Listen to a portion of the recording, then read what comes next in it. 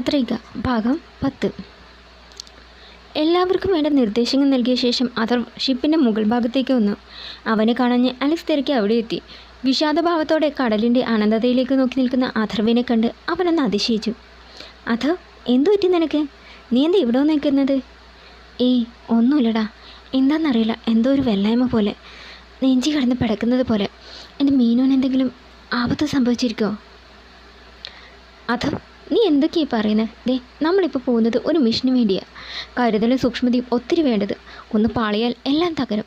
അഥർ വല്ലായ്മയോടെ അവനെ നോക്കി. അഥർ, ഇപ്പോൾ നീ ഇതിനെക്കുറിച്ച് മാത്രം ചിന്തിച്ചാൽ മതി. ഈ മിഷൻ വിജയിക്കണം, അത് മാത്രം മതി, കേട്ടല്ലോ? ഇരുവരും താഴേക്ക് നടന്നു. വൈകുന്നേരം 5 മണി കഴിഞ്ഞതോടെ അമ്പലത്തിലേക്കെന്ന് പറഞ്ഞ് മീനു വീട്ടിൽ നിന്ന് ഇറങ്ങി. നടന്ന് അവൾ അക്കരക്കാട്ടിലെത്തി. ഗ്രാമത്തിൽ നിന്ന് കുറച്ചുള്ളിലേക്കായി ഇടതൂർന്ന മരങ്ങളും വള്ളിപ്പടർപ്പുകളും ഒക്കെയുള്ള മനോഹരമായ ഒരു കാട്. ആദ്യകാലത്ത് മേലെടുത്ത് തറവാട് സ്ഥിതി ചെയ്തിരുന്നത് ഇവിടെയായിരുന്നു. നാഗദോഷത്തെ തുടർന്ന് പുതിയ വീട് വെച്ച് മാറണമെന്ന് പറഞ്ഞതോടെ തറവാട്ടുകാർ ഇപ്പോഴുള്ള സ്ഥലത്ത് പുതിയ തറവാട് കെട്ടി മാറിയതോടെ അവിടെ കാട് കയറി. ഇഴജന്തുക്കളുടെ കേന്ദ്രവും മേലെടുത്ത് തറവാടുകാരുടെ അധീനതയിലുള്ള സ്ഥലവുമായതിനാൽ ആരും തന്നെ അവിടേക്ക് വരാറേയില്ല. സന്ധ്യാസമയത്ത് അല്പം പേടിയോടെ തന്നെ മീനു ആ പഴയ തറവാട് ലക്ഷ്യമാക്കി നടന്നു. ചുറ്റു കാടമൂടപ്പെട്ട ആ വീടിന് മുറ്റത്ത് കാലെടുത്ത് വെച്ചതോടെ എന്തോ ഒരു ഭീതി അവളുടെ ഉള്ളിൽ തെളിഞ്ഞു. പോകരുതെന്ന് മനസ്സ് പലപ്പോഴും മന്ത്രിച്ചു. പക്ഷേ രണ്ടും കൽപ്പിച്ച് അവൾ മുന്നോട്ട് നടന്നു. വള്ളിപ്പടപ്പുകൾ കൊണ്ടും ചപ്പുചവറുകൾ വീണടിഞ്ഞും അതൊരു പ്രേതാലയം പോലെ തോന്നിച്ചു. പതിയെ വരാന്തയിലേക്ക് കയറി. അമ്മേ, പാർവതിയമ്മേ! അവൾ അകത്തേക്ക് നോക്കി വിളിച്ചു. ഒരനക്കവുമില്ല. അവൾ പതിയെ വാതിൽ തള്ളി നോക്കി. അത് തുറന്നു. എന്തു ചെയ്യണമെന്നറിയാതെ അവൾ ഒരു നിമിഷം നിന്നു. പതിയെ ഉള്ളിലേക്ക് തലയെത്തിച്ച് നോക്കിയതും പിന്നിൽ നിന്ന് ആരോ തള്ളിയതും അവൾ അകത്തേക്ക് വീണു. ആരാത്? അവൾ തിരിഞ്ഞു നോക്കിയതും വാതിൽ കടന്ന് പ്രഭാകരനും ശങ്കരനും ശിവരാമനും ഒപ്പം ഒരാളും അകത്തേക്ക് പ്രവേശിച്ചു. അതോടെ വാതിലടഞ്ഞു. മീനു പേടിയോടെ അവരെ നോക്കി. പേടിച്ചു പോയോ മീനു? ഞാൻ എൻ്റെ മരുമകളൊന്ന് നേരിട്ട് കണ്ട് സംസാരിക്കാൻ വിളിപ്പിച്ചതല്ലേ? പ്രഭാകരൻ ചിരിച്ചുകൊണ്ട് പറഞ്ഞു. അവൾ പേടിച്ച് പിന്നോട്ട് നടന്നു. എനിക്ക് പോകണം. അവൾ ഓടാനൊരുങ്ങിയത് പ്രഭാകരൻ അവളുടെ കയ്യിൽ പിടിച്ച് നിർത്തി. എവിടെ പോകാൻ? ഇനി നീ കഴിയാൻ പോകുന്ന ഇവിടെയാ, മരണം വരെ. അങ്ങോട്ട് മാറി നിൽക്കടി. അതും പറഞ്ഞ് അയാൾ അവളെ പിടിച്ച് തള്ളി. അവൾ ചുവരിൽ ചാരി നിന്ന് കരഞ്ഞു. എന്ത് ധൈര്യത്തിലാടേ നീ മേലെടുത്ത തറവാട്ടിലെ ചെക്കനെ കയറി പ്രേമിച്ചത്? മേലെടുത്ത തറവാട്ടിലെ ആശ്രിതനായി വന്ന് അവസാനം ഇവിടുത്തെ കെട്ടിലമ്മയാവെന്ന് കൊതിച്ചോ നീ? ഈ പ്രഭാകരൻ ജീവിച്ചിരിക്കുമ്പോൾ അത് നടക്കില്ല. നിങ്ങൾക്ക് എന്താ വേണ്ടത്? അവൾ കരഞ്ഞുകൊണ്ട് ചോദിച്ചു. നിൻ്റെ ജീവൻ തന്നെ. അവൾ ഞെട്ടി. നീ ജീവനോട് ഇരിക്കുമ്പോൾ അഥർവ് മറ്റൊരു പെണ്ണിനെ വിവാഹം കഴിക്കാൻ തയ്യാറാവില്ല. അതുകൊണ്ട് നിന്നെ അങ്ങ് കൊല്ലാൻ ഞങ്ങളങ്ങ് തീരുമാനിച്ചു. അവൾ സ്തംഭിച്ചു നിന്നു. എന്നെ കൊന്നാൽ അപ്പോഴും മറ്റൊരു വിവാഹം കഴിക്കാൻ സമ്മതിക്കുന്ന നിങ്ങൾ കരുതേണ്ട, അവൾ പറഞ്ഞു. പ്രഭാകരൻ കോപത്തോടെ അവളുടെ കവിളിൽ ആഞ്ഞടിച്ച്. അവൾ കമന്നടിച്ച് നിലത്ത് വീണു. അവൻ എൻ്റെ മകളാടി. അവനെ എങ്ങനെ അനുസരിപ്പിക്കണമെന്ന് എനിക്കറിയാം. ഇനി നീ ഇവിടുത്തെ പുറം ലോകം കാണില്ല. നിനക്ക് ഭാഗ്യമുണ്ടെങ്കിൽ ഇവിടെ വല്ല ഇഴജന്തുക്കളുടെ കടിയേറ്റ് ചാവാം. ഇല്ലേ, ഞങ്ങൾ തന്നെ നിന്നെ അങ്ങ് കൊന്നേക്കാം. അതിനു മുമ്പ് ഒരു ചെറിയ കാര്യമുണ്ട്. അതും പറഞ്ഞ് പ്രഭാകരൻ കൂടെയുള്ള ആളോട് എന്തോ പറഞ്ഞ് ഒരു പേപ്പറും പേനയും അയാൾക്ക് നൽകി.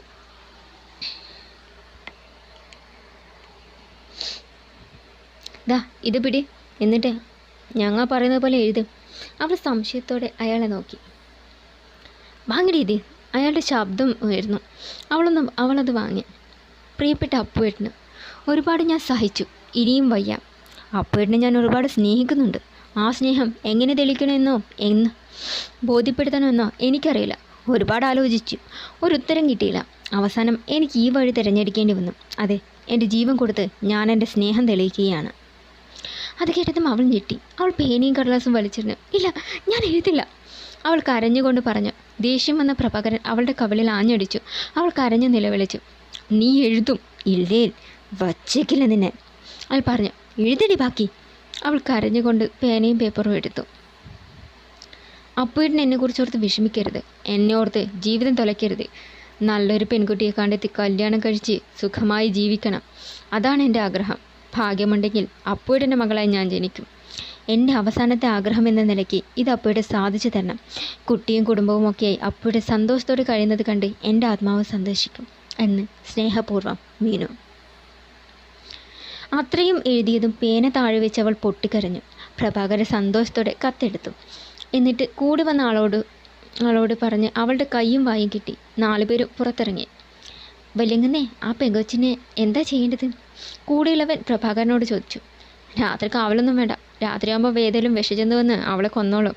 നാളെ കാലത്ത് വന്ന് നോക്കിയാൽ മതി. നീ ചത്തെന്ന് ഉറപ്പ് വരുത്തിയാൽ ശവം എടുത്ത് സർപ്പക്കാവിൽ കൊണ്ടിട്ടാം. കൂടി ഈ കത്തും. അയാൾ കത്ത് അവന് നൽകി. ഉവ്വെന്ന് തലയാട്ടി കത്തും വാങ്ങി അയാൾ പോയി. ശങ്കരനും ശിവരാമനും പ്രഭാകരനെ നോക്കി. എന്നാലും അളിയൻ്റെ ബുദ്ധി അപാരം തന്നെ, ശിവരാമൻ പറഞ്ഞു. പ്രഭാകരൻ ചിരിച്ചു. ഇപ്പം മനസ്സിലായോ ഞാനന്ന് അങ്ങനെ ഒരു വെല്ലുവിളി അവളോട് ഉയർത്തിയത് എന്തിനാണെന്ന്?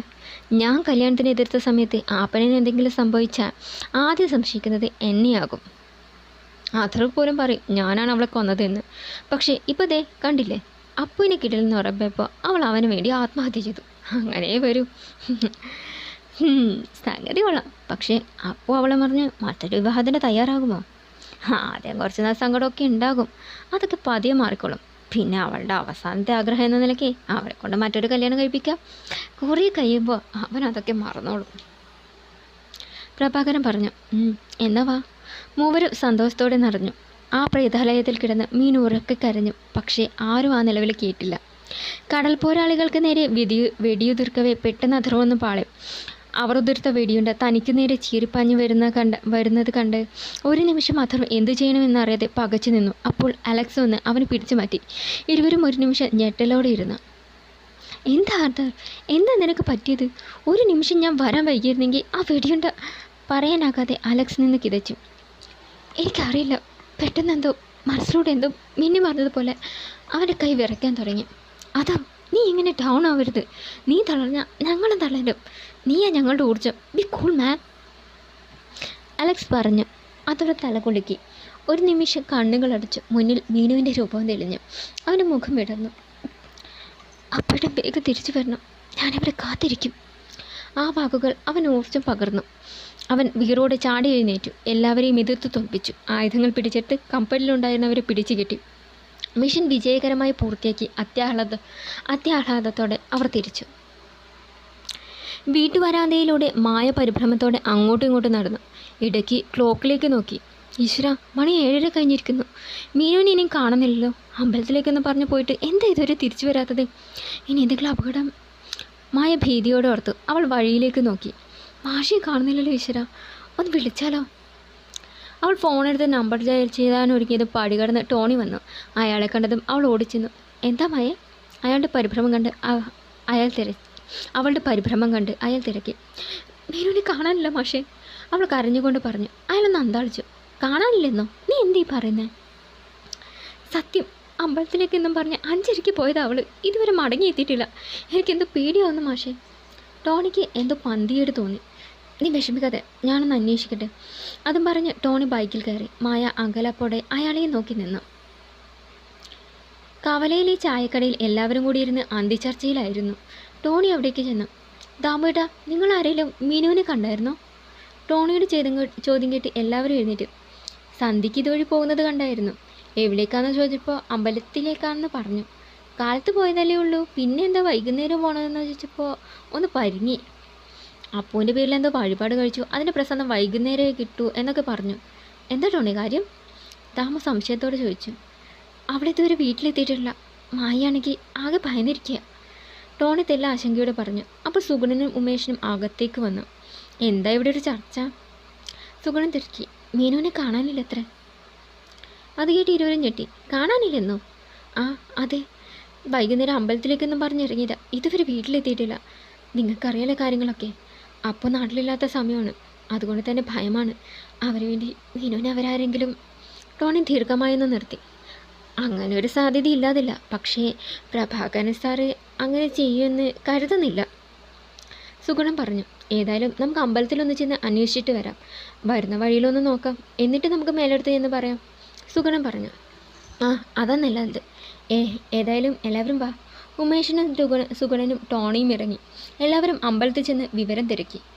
മീനു കാലത്ത് ഇവിടെ വന്നിരുന്നു, പക്ഷേ വൈകുന്നേരം വന്നില്ലല്ലോ, പൂജാരി പറഞ്ഞു. അപ്പൂൻ്റെ പേരിലെന്തോ വഴിപാട് കഴിച്ച് പ്രസാദം വൈകുന്നേരം കിട്ടൂ, അത് വാങ്ങണമെന്ന് പറഞ്ഞാൽ അവൾ വീട്ടിൽ നിന്ന് പോന്നത്, ടോണി പൂജാരിയോട് പറഞ്ഞു. അങ്ങനെ ഒരു വഴിപാടും അവൾ കഴിച്ചിട്ടില്ല.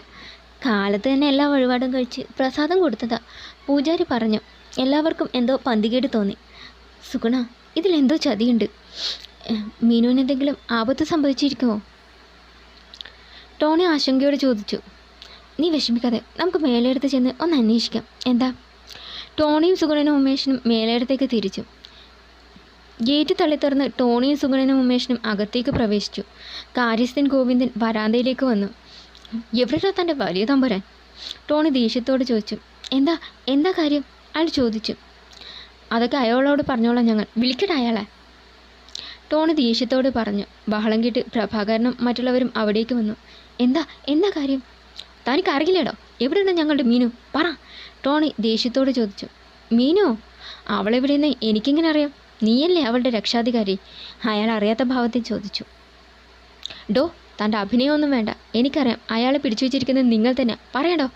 ടോണി ദേഷ്യത്തോടെ ആക്രോശിച്ചു. സുഗുണനും ഉമേഷനും കൂടി ടോണിയെ പിടിച്ചു വെച്ചു. ടോണി, എന്തീ കാണിക്കുന്നേ? മാറി നിൽക്കേ, ഞാൻ സംസാരിച്ചോളാം, സുഗുണൻ പറഞ്ഞു. എല്ലാം കണ്ട് മിത്രയും പാർവതിയും ഒന്ന് അന്താളിച്ചു. പ്രഭാകരൻ സാറേ, വേറെ ഒന്നും കൊണ്ടല്ല, മീനുവിനെ വൈകുന്നേരം മുതലേ കാണാനില്ല. ഞങ്ങൾ എല്ലായിടത്തും അന്വേഷിച്ചു. അവളെക്കുറിച്ച് നിങ്ങൾക്ക് എന്തെങ്കിലും അറിയാമെന്ന് ചോദിക്കാനാണ് ഞങ്ങൾ ഇങ്ങോട്ട് വന്നത്. പ്രഭാകരനൊന്ന് പകച്ചു. പാർവതിയുടെ നെഞ്ചി പിടച്ചു.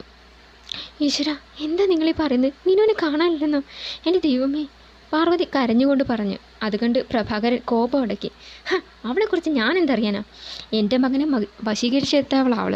അവളെ കാണുന്നത് എനിക്ക് ചതുർത്ഥിയാണ്. പിന്നെ അവളെ കാണുന്നില്ലെങ്കിൽ പോലീസ് സ്റ്റേഷനിൽ കൊണ്ടുപോയി പരാതി കൊടുക്കണം. അല്ലാതെ എൻ്റെ വീട്ടുമുറ്റത്ത് നിന്നല്ല കുരയ്ക്കേണ്ടത്, പ്രഭാകരൻ പറഞ്ഞു. അതുതന്നെയാണോ ചെയ്യാൻ പോകുന്നത്?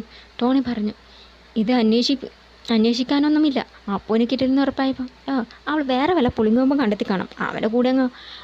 അവൻ്റെ കൂടെ അവളങ്ങ് ഒളിച്ചോടി പോയി കാണാം, സൗദാമിന് പറഞ്ഞു.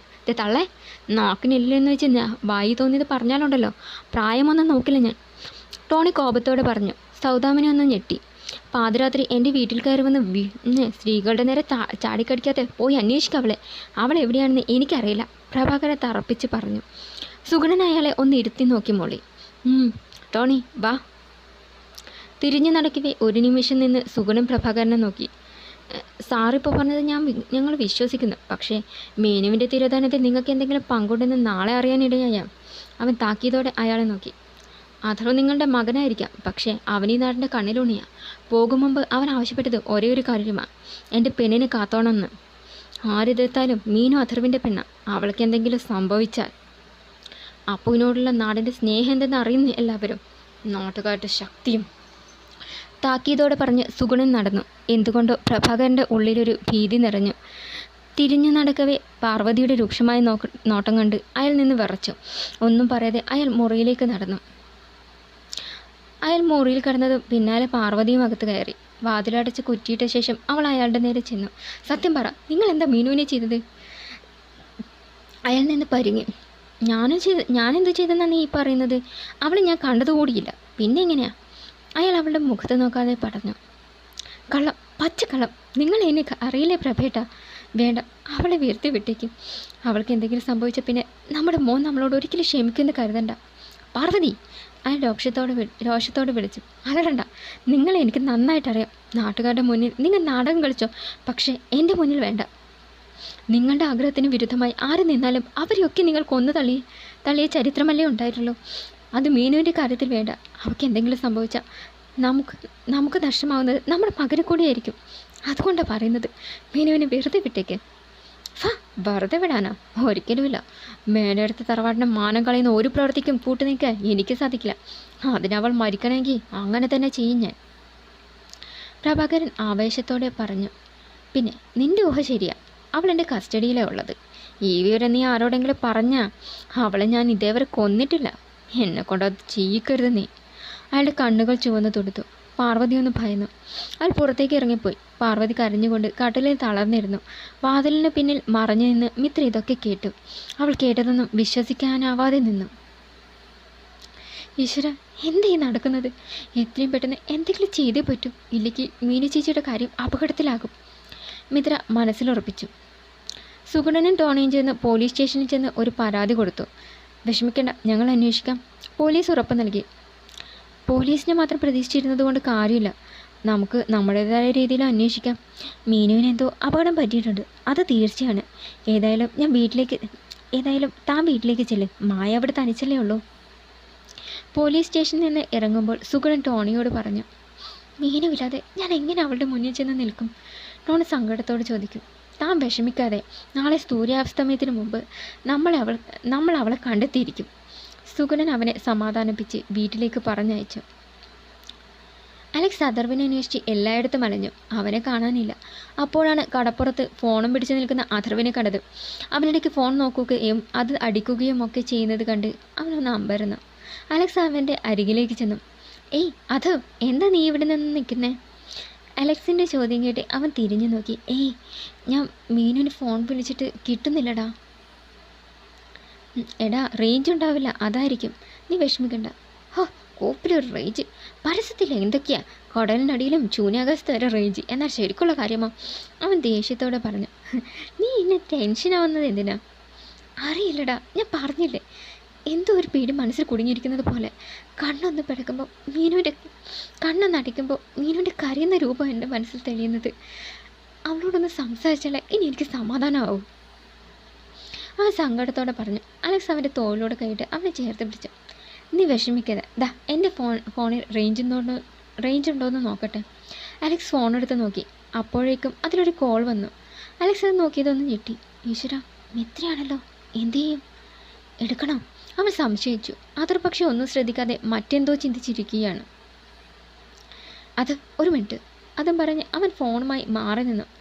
ഹലോ മിത്ര. ഹലോ അലക്സേട്ടാ. ഇടറുന്ന ശബ്ദത്തോടെ അവൾ വിളിച്ചു. എന്തു പറ്റും മിത്ര? നിന്റെ ശബ്ദം വല്ലാതിരിക്കുന്നു. എന്തെങ്കിലും പ്രശ്നമുണ്ടോ അവന്? അപ്പോഴും അവരുണ്ടോ? ഫോണിൽ വിളിച്ചിട്ട് കിട്ടുന്നില്ല. അവൻ്റെ ഫോണിൽ എന്തോ കംപ്ലൈൻറ്റ്, നെറ്റ്വർക്ക് പ്രോബ്ലം ആണെന്ന് തോന്നുന്നു. എന്താ കാര്യം? അത് മീൻ ചേച്ചി കാണാനില്ല. അവൾ പറഞ്ഞത് കേട്ട് അവനൊന്ന് ഞെട്ടി. എന്ത്? മീനുവിനെ കാണാനില്ലെന്നോ? അലക്സിൻ്റെ ചോദ്യം കേട്ട് അതൊരു ചാടി എഴുന്നേറ്റു. എന്താടാ, ആരാ വിളിച്ചത്? എൻ്റെ മീനുവിനെയാണോ? അത് പരിഭ്രമത്തോടെ ചോദിച്ചു. അത് ആരാ ഫോണിൽ? ഇവിടുത്തെ. അവൻ ഫോൺ വാങ്ങി. ഹലോ, ഞാൻ അഥർവ. അപ്പോഴാ മിത്ര പിടിച്ചു. മോളെ മിത്ര, എന്തായാലും മീനുവിന് പറ്റിയത്? അതൊരു പരിഭ്രമത്തോടെ ചോദിച്ചു. അതപ്പോഴാ അവളുണ്ടായ കാര്യങ്ങളെല്ലാം പറഞ്ഞു. എല്ലാം കേട്ട് അതൊരു ആകെ തകർന്നു. അപ്പോഴൊന്നും ഒന്നുകൊണ്ട് വിഷമിക്കണ്ട, എന്തുവന്നാലും മീൻ ചേച്ചി ഞങ്ങൾ കണ്ടെത്തും. ചേട്ടൻ പേടിക്കണ്ട, സമാധാനം ഇരിക്കും. അതും പറഞ്ഞ് മിത്ര ഫോൺ വെച്ചു. അഥർവ് കരഞ്ഞുകൊണ്ട് ബെഞ്ചിലിരുന്നു. അലക്സിനെ എന്ത് പറയണം എന്നറിയില്ലായിരുന്നു. അവൻ അഥർവിൻ്റെ അരികിലിരുന്നു. അവൻ്റെ തോളിൽ കൈവച്ചു. അതോ, നീ ഇങ്ങനെ കരയാതെ, മീനൊന്നും സംഭവിക്കില്ല, നീ സമാധാനമായിരിക്കേ. ഇല്ലടാ, ഞാൻ പറഞ്ഞില്ല അവൾക്ക് എന്താ പറ്റിയിട്ടുണ്ടെന്ന്. അതാ എൻ്റെ നെഞ്ചി കിടന്ന് പിടഞ്ഞത്. നീ ഒരു മിഷന് പോയ കാര്യം പറഞ്ഞതല്ലേ? അത് കേട്ട് അവൾ പേടിച്ച് കാണും. നിനക്ക് വേണ്ടി ഏതെങ്കിലും അമ്പലത്തിലോ മറ്റോ പോയതായിരിക്കും. അങ്ങനൊരു ശീലം അവൾക്കുള്ളതായി നീ തന്നെ പറഞ്ഞിട്ടില്ലേ? അലക്സ് ചോദിച്ചു. അഥർ നിഷേധഭാവത്തിൽ തലയാട്ടി. ഇല്ല, എനിക്കറിയാം ഇതിനു പിന്നിൽ ആരാണെന്ന്. അഥർവിൻ്റെ ഭാവം മാറി, മുഖം വലിഞ്ഞു മുറിഞ്ഞി. ആര്? അലക്സ് മനസ്സിലാവാതെ ചോദിച്ചു. എൻ്റെ അച്ഛനും അമ്മാവന്മാരും. അവരാ അവളുടെ ഈ മിസ്സിങ്ങിന് പിന്നിൽ. അവൾക്ക് എന്തെങ്കിലും പറ്റിയാൽ വെച്ചേക്കില്ല ഞാനൊന്നിനെ. അരിശത്തോട് പറഞ്ഞ് അവൻ നടന്നു. അലക്സ് ഒന്നും മനസ്സിലാവാതെ അവനെ നോക്കി നിന്നു. തുടരും.